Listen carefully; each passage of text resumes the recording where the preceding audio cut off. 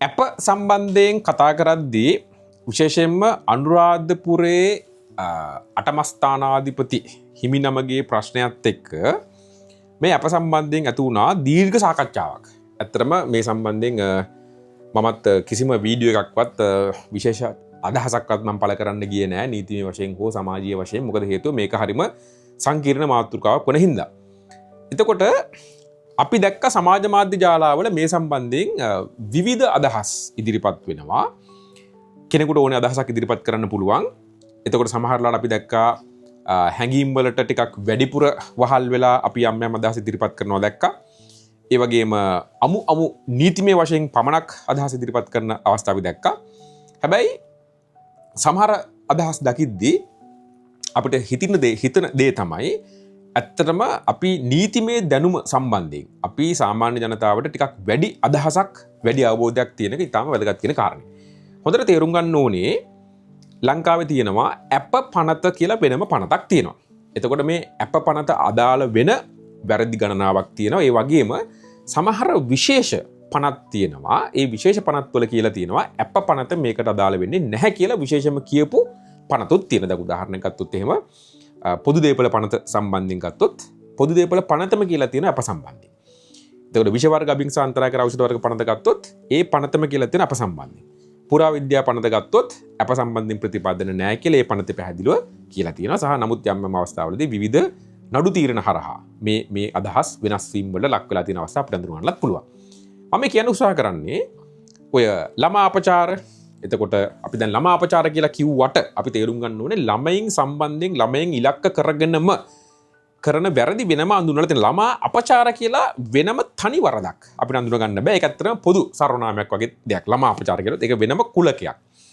එතකොට දැන් ළමයින් සම්බන්ධයෙන් ගත්තොත් එහෙම ළමයින් කුරුරත්තර ලක් කිරීම, ළමයින් අතහැර දැමීම, එතකොට ළමුන්ට සිදු කරන පහර දීම වෙන්න පුළුවන්.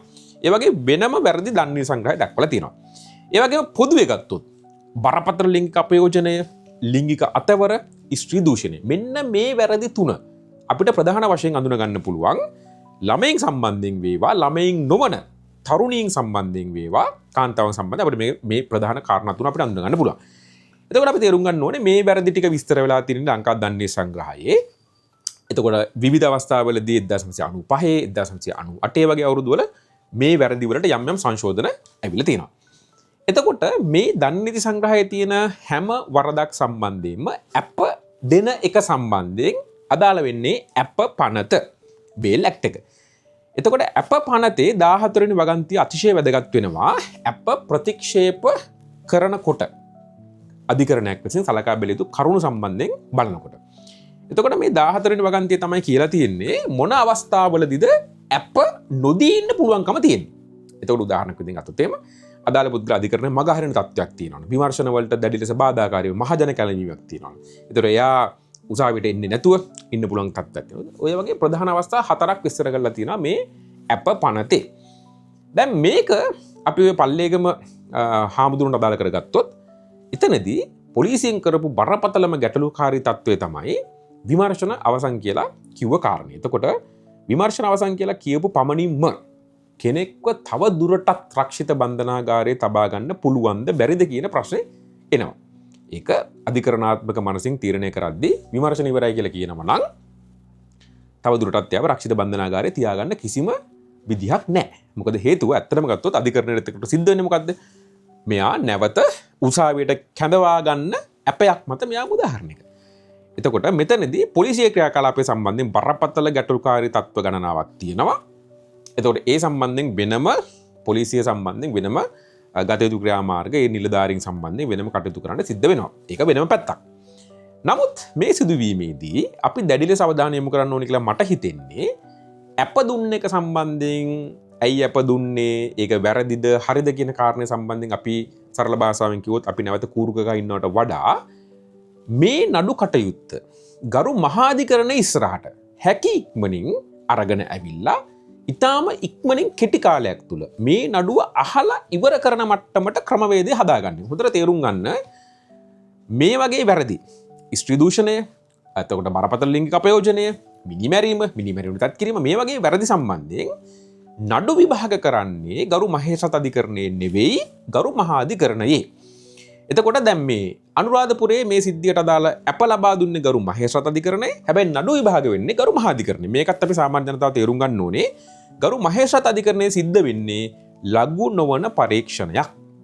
අපි මේකට කියනවා non summary inquiry එකක් කියලා. ලඝු නොවන පරීක්ෂණයක්. මෙතනදී කරන්නේ මොකද්ද? සරල භාෂාවෙන් කිව්වොත් එහෙම මේ නඩුව මහා අධිකරණයට තියන්න තරම් බරපතල මට්ටමේ නඩුවක්ද? කරුණු කාරණා තියෙනවද? කියන කාරණා ටික සම්බන්ධයෙන් තමයි මූලික වශයෙන් සාකච්ඡා කරන්නේ. ඒක සැකකරුවන් අල්ලගෙන ආවිල්ලා මේ මහේස්ත්‍රාත් උසාවියට තමයි ඉදිරිපත් කරන්නේ. මහේස්ත්‍රාත් උසාවියෙන් අපදෙනවා.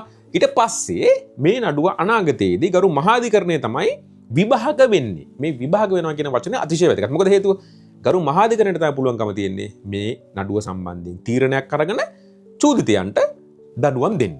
දැන් අපි දන්නවා ප්‍රායෝගිකව මහා අධිකරණ වලට නඩු එනකොට නඩු විභාග අධීරයට එනකොට ගතවන කාලය. සමහර වෙලාවට අවුරුදු 2-3 පරක්කු වෙනවා. සමහර නඩු තියෙනවා අවුරුදු 5, 10, 15 කාලේ ගත වෙනවා ගරු මහා අධිකරණ නඩුවක් ඉවර වෙන්නේ. එතකොට ඔන්න ඔය ටිකට තමයි අපි සාමාන්‍ය ජනතාව විදිහට අපි උත්තර හොයන්න ඕනේ සහ මේ සිස්ටම් එක අපි හදාගන්න ඕනෙකම තියෙන ඔන්න ඔතෙන්ට ආමන්ත්‍රණය කරන්න. මොකද හේතුව මහා අධිකරණයේ අවුරුදු 5ක් 10ක් ගිහිල්ලා නඩුවේ ප්‍රතිඵලයක් තීන්දුවක් ආවා කියලා අපිට වැඩක් වෙනවද? වින්දිත දැරියට වැඩක් වෙනවද? ප්‍රශ්නයක් තියෙනවනේ. ඒක නිසා සාමාන්‍ය ජනතාව මේ වෙලාවේ කටයුතු කරන්න ඕනේ කියලා මම හිතන්නේ මහා අධිකරණයේ හැකි ඉක්මනින් මෙම නඩුව විභාග කරලා මහා අධිකරණ නඩු ගොනුවේ අඩුපාඩුවක් මොකක්වත්ම නැති වෙන විදිහට සියලු ලේඛන ටික රස පරීක්ෂක වාර්තා වෙන්න පුළුවන්, DNA වාර්තා වෙන්න පුළුවන්, එතකොට සීන් විසිට් ටික වෙන්න පුළුවන්, හරියට ප්‍රකාශ ටික වෙන්න පුළුවන්, කිසිම වෛද්‍යවරුන්ගේ වාර්තා වෙන්න පුළුවන්. මේ සියලුම ටික හරි විදිහටම හදාගෙන නඩු ගොනුව හදාගෙන හැකි ඉක්මනින් එක්ස්පිඩයිට් කරන්න මේ මැට එක. ඒ කියන්නේ මේ නඩුව හැකි ඉක්මනින් ළඟ දිනවල අහලා ඉවර කරගන්න පුළුවන්. ඒකට අදාළ ප්‍රතිපාදන අනුරාධපුරයේ තියෙනවා, වෙනම මහා අධිකරණයක් තියෙනවා. මගේ දැනුම හැටියට වෙනම මහා අධිකරණයක් තියෙනවා. ළමුන්ට රෙහිව සිදු කරන අපරාධ සම්බන්ධ විභාග කරන්නම වෙනම මහා අධිකරණයක් තියෙනවා. අපිට මේ මහා අධිකරණයේ මේ නඩුව විභාග කරන්න පුළුවන්. ඊටාම සාර්ථකව ඒ නඩුව මහා අධිකරණය විභාග කරලා සාධාරණ තීන්දුවක් අපිට ලබා ගන්න පුළුවන් වුණොත් අන්න එතකොට තමයි ඇත්තටම වැරදිකරුට දඬුවම් දීමේ හැකියාවක් තියෙන්නේ. ඒක නිසා මෙන්න මේ කාරණේට තමයි අපි ફોකස් කරන්න ඕනේ. විශේෂයෙන් ළමුන් සම්බන්ධයෙන් කරන වැරදිවලදී, අපරාධවලදී, ළමුන් ඉලක්ක කරන අපචාරවලදී, වැරදිවලදී හැකි ඉක්මනින් නඩු විභාග කරන යාන්ත්‍රණයක් ඇති කරන්න කියන බලපෑම තමයි අපි රාජ්‍ය යාන්ත්‍රණයට කරන්න ඕනේ. එහෙම නැතුව අප දුන්නා කියන කාරණේ සම්බන්ධයෙන් අපි తాවකාලිකව සතුටු වුණා කියලා වැඩක් නැහැ. නඩු විභාගයේදී මේ පුද්ගලයා නිවැරදි කරුවෙක් බවට තීරණය කරොත් එතනින් එහාට කරන්න දෙයක් නෑ. ඊට පස්සේ අපිට අභියාචනාවකට යන්න පුළුවන්. නමුත් ඉතින් ඒකත් සාර්ථක වෙන්නේ නැති කියලා අපිට කියන්න බෑ. ඒක නිසා හොඳට තේරුම් ගන්න.